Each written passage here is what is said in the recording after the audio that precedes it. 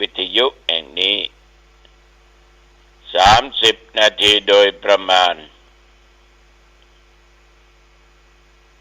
ต่อไปนี้เจริญพรญาติโยมไหว้พระสวดมนต์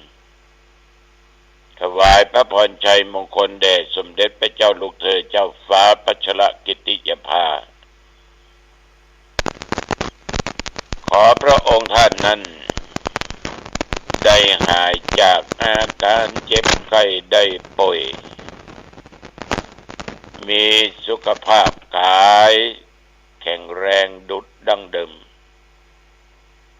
ขอพระองค์มีพระชนมายุยิ่งยืนนานได้100 ศวบเข้าพระวสาเป็นล่มโพล่มไทรแก่หมู่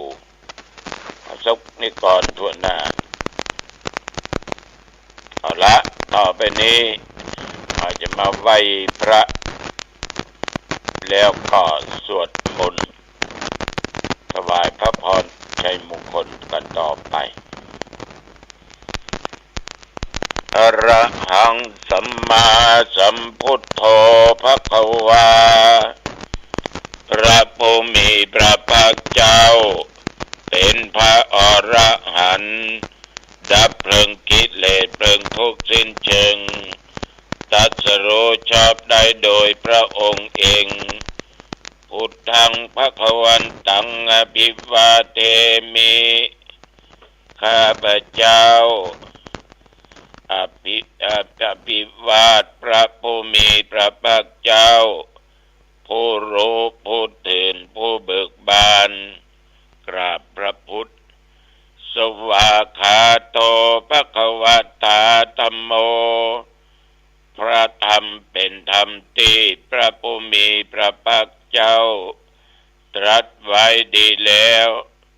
ธัมมังนัมมัสสามิข้าพเจ้านมัสการพระธรรมกราบพระธรรมสุปฏิปันโนภควโตสาวกสังโฆพระสงฆ์สาวกของพระผู้มีพระภาคเจ้า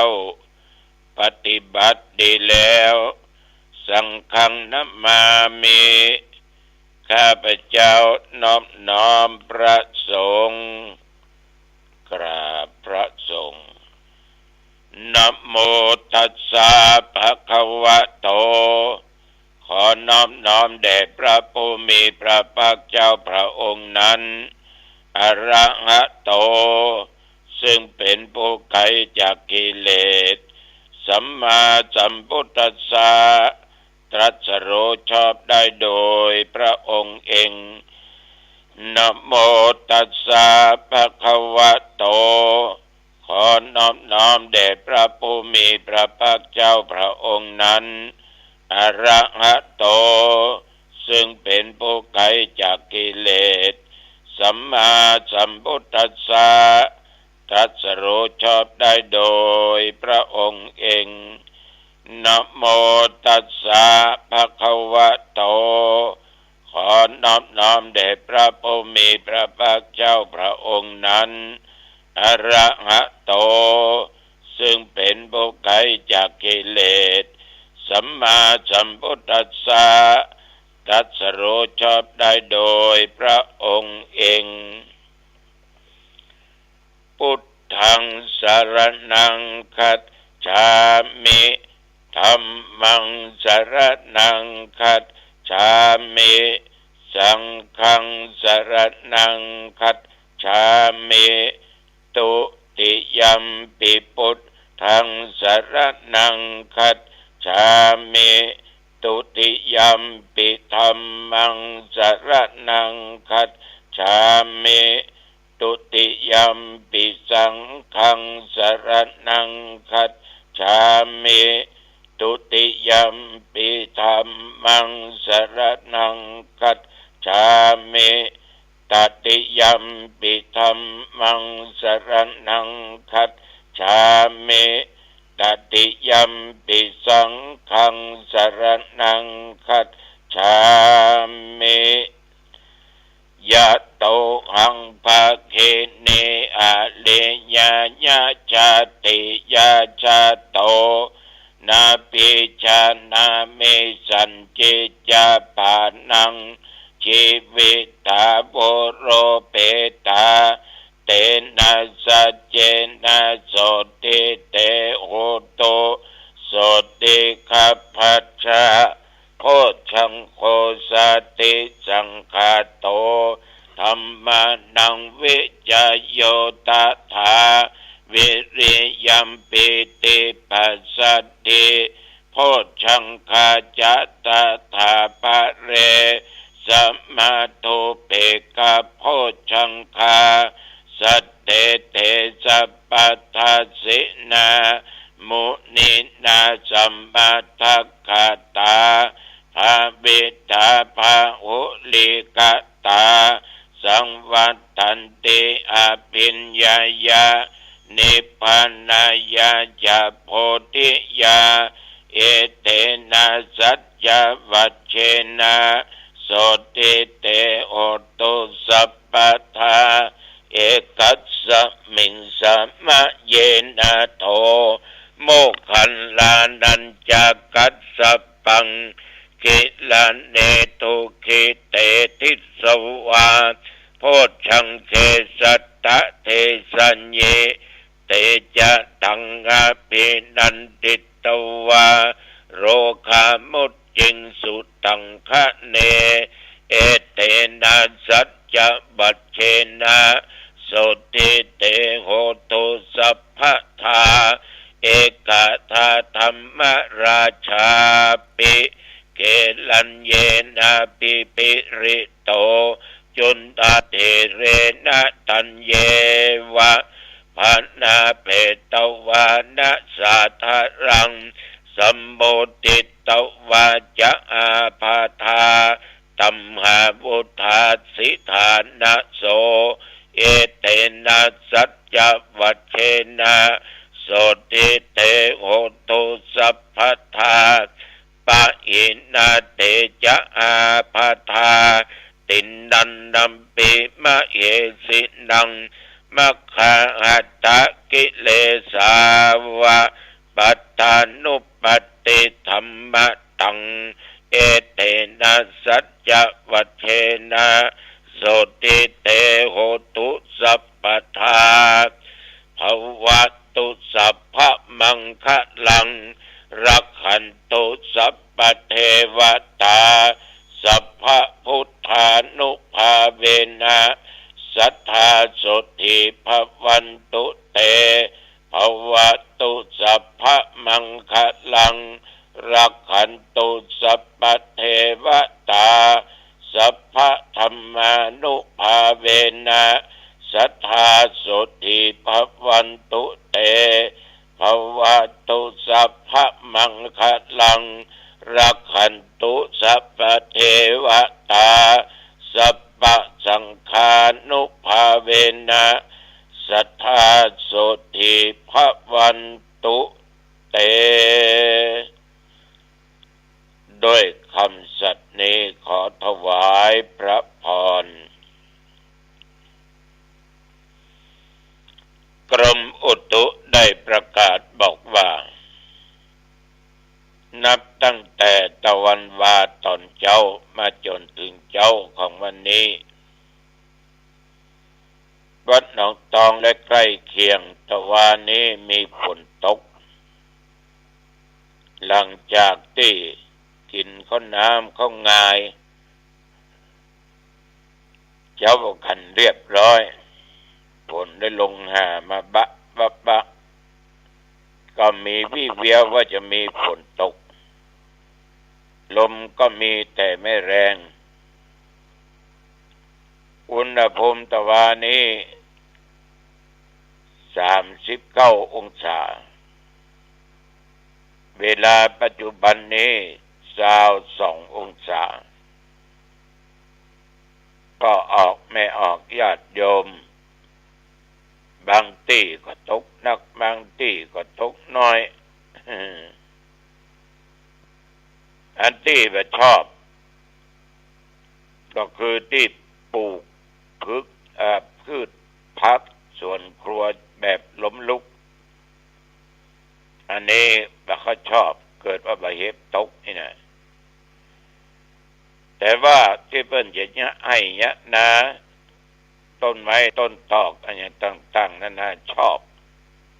เพราะว่าต้นไม้ทุกชนิดจะได้กินน้ำดื่มน้ำอย่างใดก็ตามเรื่องของภัยธรรมชาติมันก็เป็นไปตามยุคตามกาลของมันตามเวลาตามสถานที่วันนี้ตุเจ้าต้องขออภัยนะว่าบทพุทธคุณธรรมคุณสังฆคุณนั้นบทพระไตรลักษณ์ที่ว่าไปตะกี้ข้ามอย่างไปหน่อย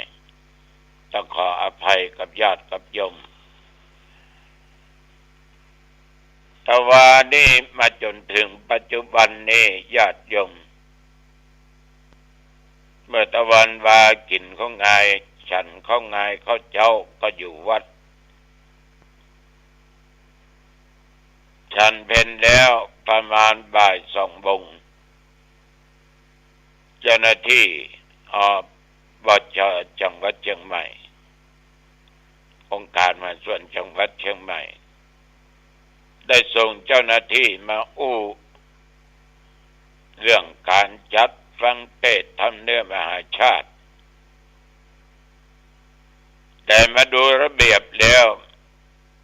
จะมาจัดอย่างที่เขาเคยจัดกัน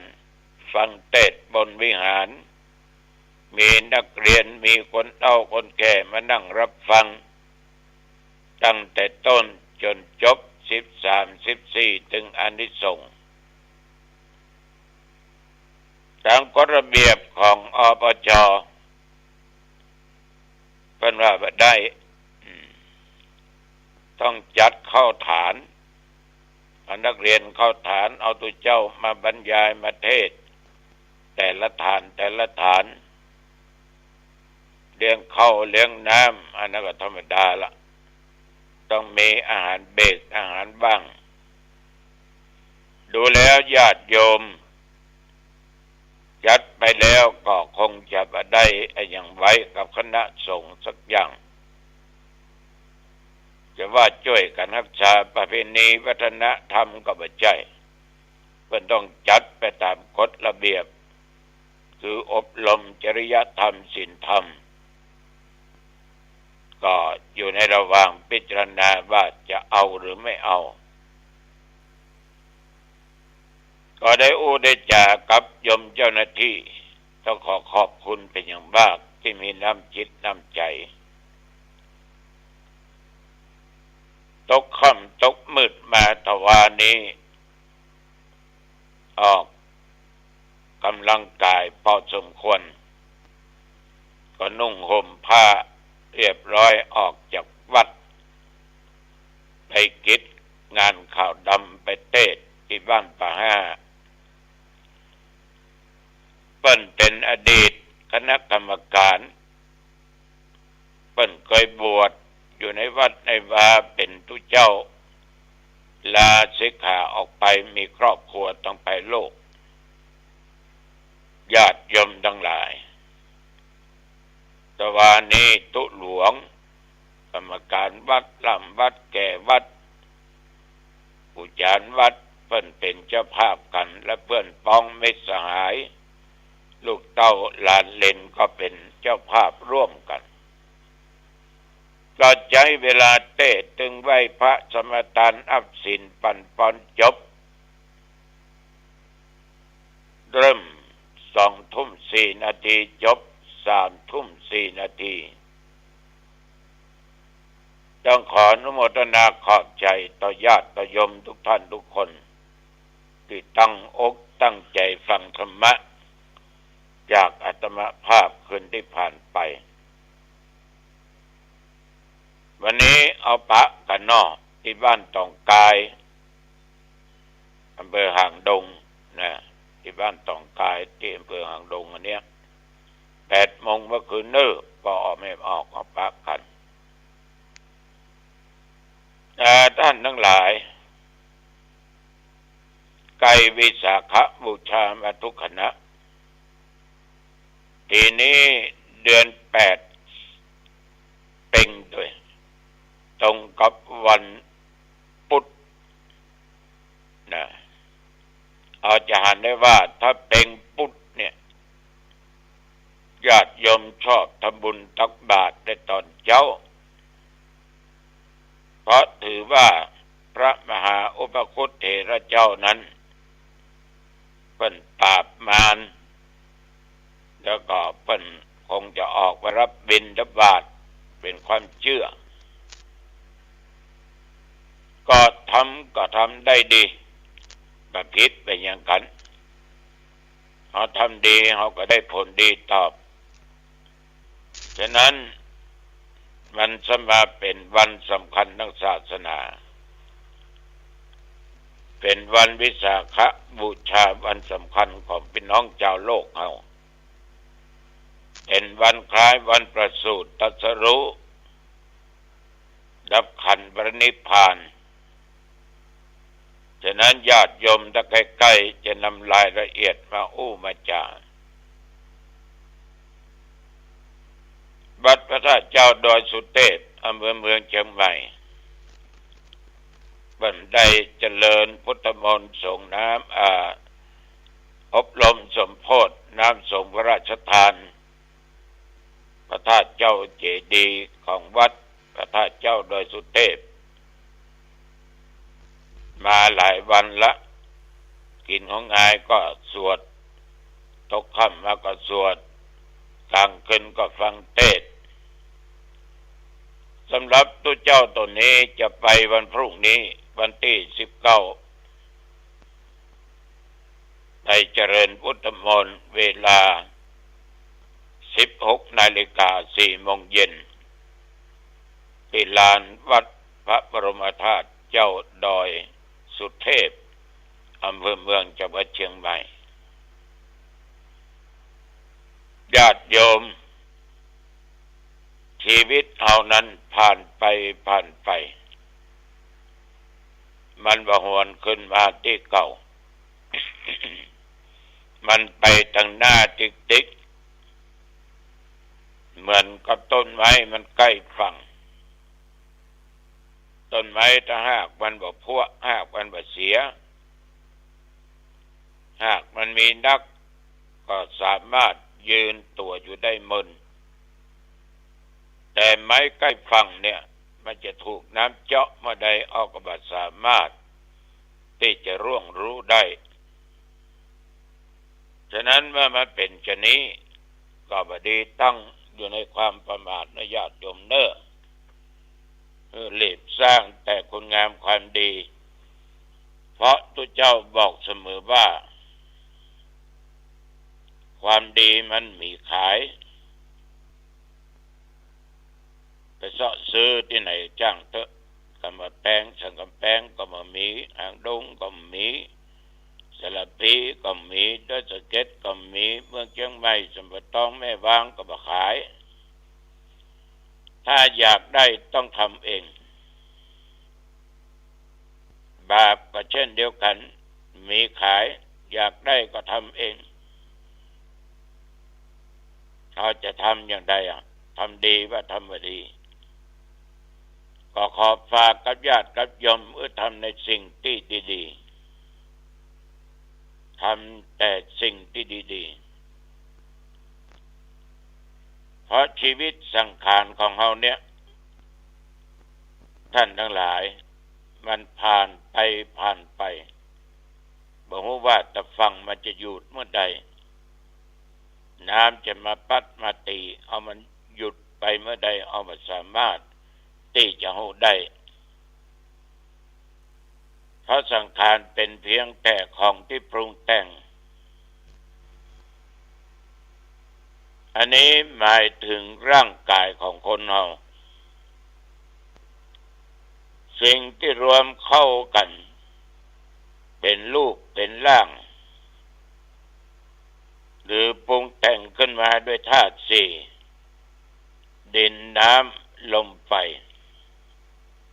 มันก็เป็นเพียงแต่สมมุติ สังขารนี้ญาติโยมจะแบ่งออกเป็นสองประเภทอุปาทินกะสังขารสังขารที่มีจิตมีใจคล้องอยู่หมายถึงสิ่งที่มีชีวิตมีจิตมีใจมีวิญญาณสามารถเคลื่อนไหวได้จะรับจะจำรู้อารมณ์อย่างใดทุกสิ่งทุกอย่างว่าอารมณ์ดีบ่ดีก็คือที่เคลื่อนไหวได้อย่างคนหรือมนุษย์มนุษย์หรือสัตว์เดรัจฉานทุกชนิดอันนี้เป็นสังขารที่เคลื่อนไหวได้อย่างตัวเจ้าและญาติโยมเคลื่อนไหวไปไหนมาไหนได้จำไว้เนอะอันนี้เป็นว่าอุปาทินกะสังขารสังขารที่มีใจครองมีวิญญาณครองอยู่อนุปาทินกะสังขารสังขารที่มีใจครองอันนี้ก็หมายถึงสิ่งที่มันมีชีวิตมันมีชีวิตจิตใจหรือบ่มีวิญญาณบ่สามารถรับรู้จำคิดอย่างใดบ่สามารถรับรู้อารมณ์ได้ยกตัวอย่างเนาะกุฏิวิหารศาลาพระธาตุก็ดีรถลาก็ดีบ้านจองก็ดีต้นไม้ก็ดีเหล่านี้เป็นต้นมันบ่มีจิตบ่มีใจถ้ามีจิตมีใจญาติโยมเอาจะไปค้นมันจะไปตัดมันบั่นมันเนี่ยถ้ามันวิ่งได้มันก็คงวิ่งไปแล้วถ้ามีจิตมีวิญญาณแต่ว่ามันได้มีจิตมีวิญญาณฉะนั้นสังขารทั้งสองนี้ก็อยู่ในตัวของเราถึง3ประการคือบ่เที่ยงเป็นทุกข์เป็นอนัตตาคือมันจะมีการเปลี่ยนแปลงผันแปรอยู่เสมอในร่างกายที่สมมติว่าเป็นสังขารเดี๋ยวมันก็จะพบแต่ความทุกข์อยู่ตลอดกาลตลอดเวลามันก็จะบ่นกันนะอย่างหมู่เฮานะทุกใบทุกบอดอ่อนใบอ่อนแง่วหนาวใบหนาวแง่วมาเป็นทุกข์กับพ่อมันแม่มันเป็นทุกข์ก็เลยละอ่อนเป็นทุกข์กับขินกับว่าญาติโยมทั้งหลายมันเป็นทุกข์มันเลยทนอยู่ในสภาพเดิมมาได้แล้วมันเป็นอนัตตาไม่ใช่ตัวไม่ใช่ตนเป็นเพียงแต่เรื่องของสมมุติเป็นนั้นเป็นนี้เป็นปัจจัยเป็นไม่ยิ่งชื่อนั้นชื่อนี้สัตว์เดรัจฉานนั้นหมานั้นงัวอันนั้นควายอันนั้นเป็ดอันนั้นไก่นั้นแมวอันนั้นนกอันนั้นปูอันนั้นปลาถ้าบอกอ่านก็คนนั้นชื่อนั้นคนนี้ชื่อนี้อันนี้ตู้เจ้าหนองตองนี่ตู้เจ้าวัดเฮาชื่อนั้นชื่อนี้ฉะนั้นญาติโยมสังขารทั้งมีวิญญาณครองไม่มีวิญญาณครองจะมีความแตกต่างกันอยู่อย่างนี้ขอบใจนุโมทนาต่อแม่จันหอมเด้อบ้านปัดตึงอำเภอสังกำแพงได้โทรมามาจามาให้กำลังใจขอให้แม่มีอายุมั่นยืนยาวเด้ออยู่ดีมีสุขเด้อแม่จันหอมเด้อเอาละวันนี้เวลาหมดเวลาอายุวันโนสุขังพลังพบกันใหม่โอกาสหน้าเจริญพรสวัสดีครับท่านผู้ฟังที่เคารพธรรมสาระวันนี้ผมเกษตรเพชรสำริดผู้ดำเนินรายการ ก็นำเรื่องราวแบ่งปันความคิดดีๆสู่ท่านผู้ฟังนะครับก็สารธรรมที่นำท่านผู้ฟังได้ศึกษากันไม่ว่าจะเป็นเรื่องราวของธรรมะซึ่งได้เคยนำเล่ากันมาอยู่เสมอเรื่องของการรำลึกนึกถึงคุณของพระพุทธเจ้าพระธรรมเจ้าพระสังฆเจ้าเรียกว่าคุณพระศรีรัตนตรัยนั้นก็มีความหมายสำหรับพี่น้องชาวพุทธทั้งคนไทยและชาวต่างชาติในส่วนบรรพชิตคฤหัสถ์ที่ทำมามิตรบูชานะครับท่านก็จะเห็นและก็เห็นความสำคัญ